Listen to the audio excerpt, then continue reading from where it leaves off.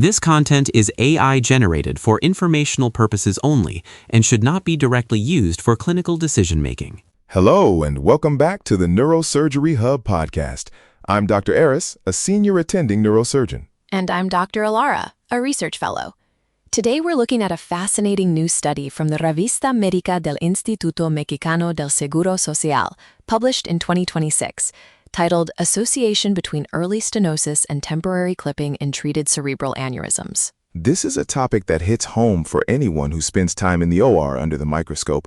We've all been there, faced with a complex aneurysm, perhaps a large one or one with a tricky neck, where the decision to apply a temporary clip is the difference between a controlled dissection and a catastrophic rupture.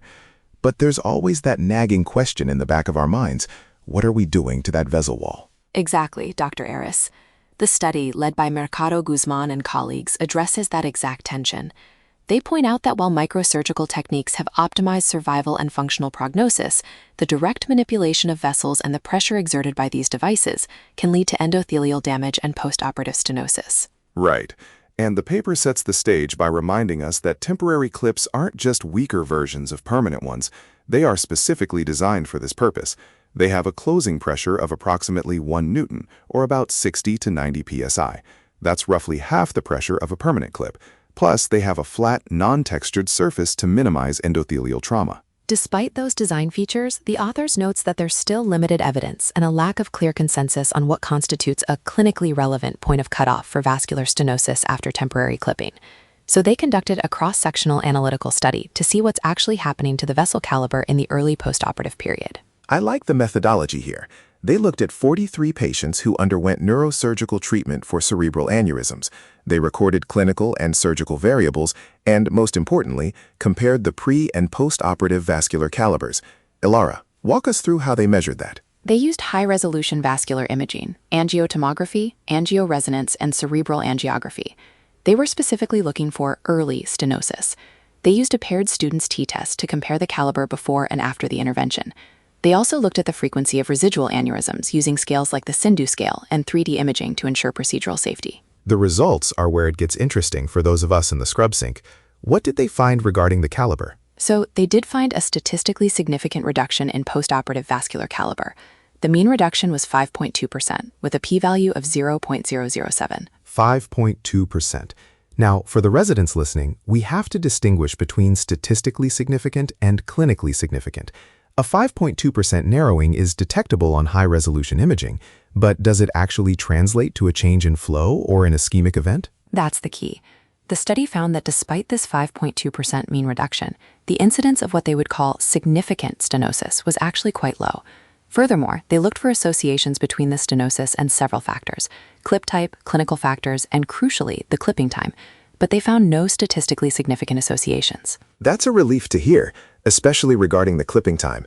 There's often so much stress in the OR about the clock once the temporary clip is on. While we always aim for the shortest time possible, this study suggests that within the safe parameters they observed, the time wasn't a direct predictor of the stenosis they measured. Exactly. The paper emphasizes that temporary clipping proved to be a safe and effective procedure. They noted that their clipping times remained within these safe margins, and the frequency of residual aneurysms was also low. It reinforces that the strategy of using temporary clips to facilitate definitive clipping and control vascular flow is sound. It's also interesting that they didn't find a correlation with the type of clip used.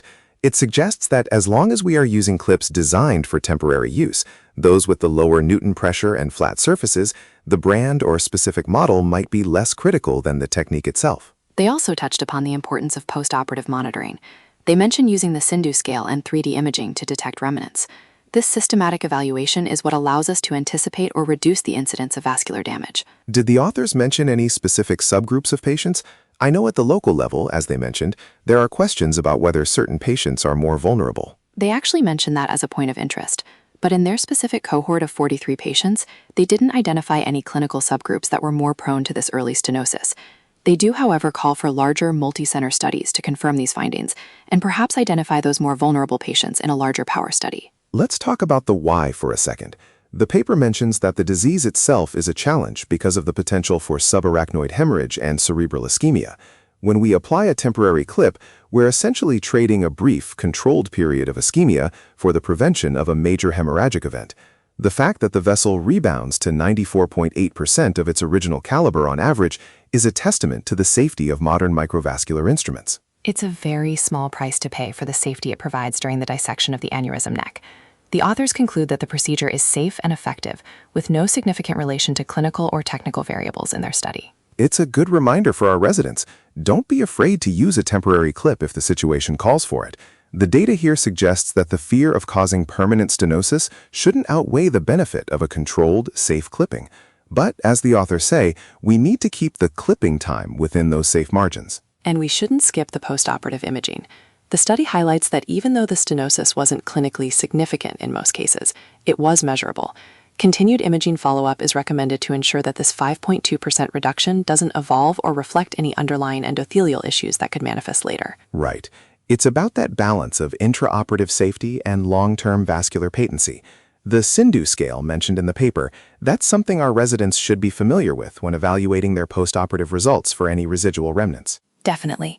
So to summarize for our listeners, this study from 2026 shows that temporary clipping leads to a mean 5.2% reduction in vessel caliber, which is statistically significant, but generally not clinically obstructive.